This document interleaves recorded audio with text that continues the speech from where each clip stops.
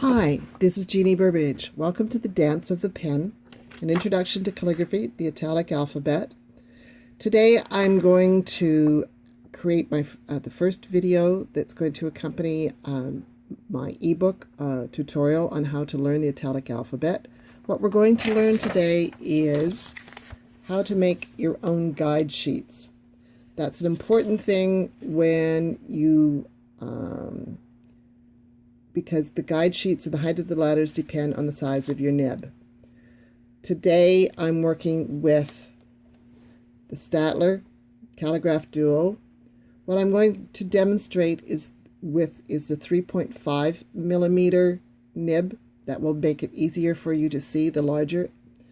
And this pen also has a 2.0 millimeter nib.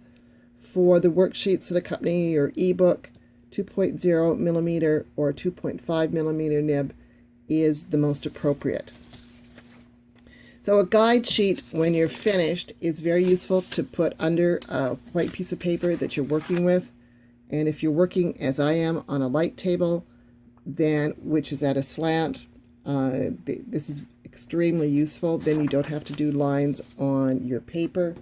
Sometimes, though, you can't see through, and you have to set up guidelines. And what I've done on this envelope, I've done it in pencil. I can do my calligraphy on it. I can address this envelope to someone, and then I can erase all the pencil marks when I'm finished. All right, let's begin. What I've done, the two things that I'm going to need today are my piece of paper, my set square. You can use a ruler or a T-square. I like my set square because it helps me set up things really well. I need my calligraphy pen, as I showed you earlier, and I'm going to be using a red pen to draw my lines so that they're easier for you to see. All right. Starting with my 3.5 millimeter nib, putting my nib at a 45-degree angle. I'm just going to, and I've already drawn the baseline. Italic letters, the minuscules or lowercase, are 5 pen nibs high. So this is what is called a, so there's 1, 2, 3, 4, 5. Most books suggest that your capital letters, majuscules, your tall letters can be 7. I often like to put 8 because I like my capital letters larger. As you know, we have letters that have descenders. So this is the ascender space. Now I need some space for the bottom of the Y, the J, and the G. 2 to 3 is good. And then I'm going to add 2 more spaces. You can use 1 or you can use 2 before you start your next set of lettering. So I'm going to put this away. I've got my spaces ready. I'm going to grab my set square. So I've done my waist baseline. Now I need to do what's called the waistline. So 1, 2, 3, 4, 5. Some people like to work with 4 pin widths high, and that's okay. But don't make it any taller or any smaller. All right, now there's my waistline.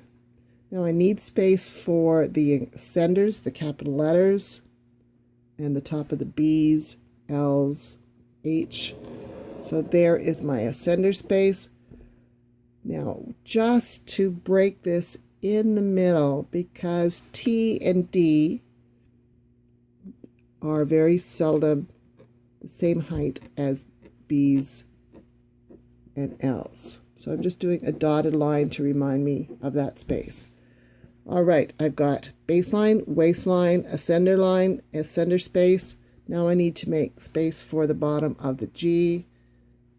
So I'm going down 3 spaces using my set square, drawing this across. And now I'm ready for my G's and Y's, J's, And I'm just going to put this would be the top of my next set of lettering. Terrific. We're ready to begin. So in this space, you will do letters like I. Now there's a variety of ways to do top of the I. This is my preferred way. I will do an A. There's an opportunity also for you, if you are still working at trying to get your 45-degree slant for your letters and you still need practice, you could draw lines at 45-degree angles across there. Let's try a T. Flatten your nib a little bit for that. I'm going to do a D.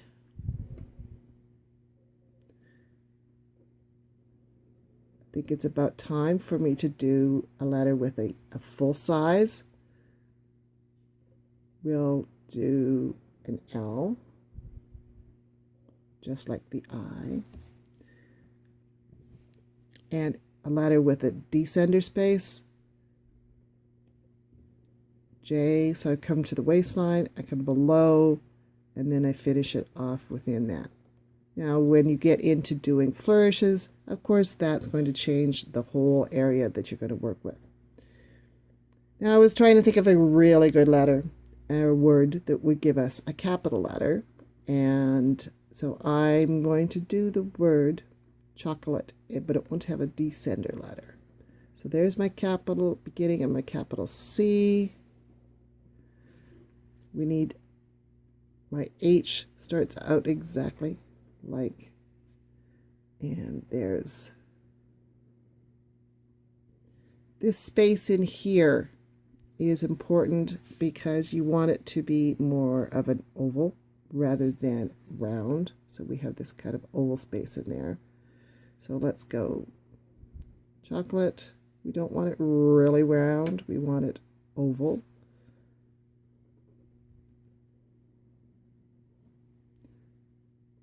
Another O. T, remember, doesn't go all the way as high. Choco, whoops, this was supposed to be an L, wasn't it? There you go. Concentrating a little bit too much on, and that happens in calligraphy a lot.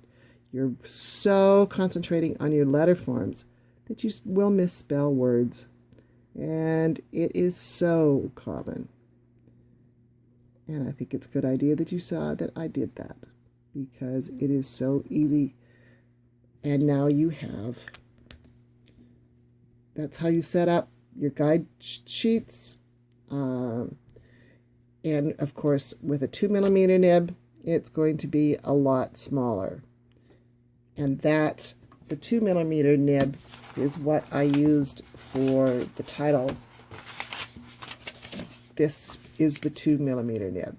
So you can see what a difference it makes in sizing of your letters.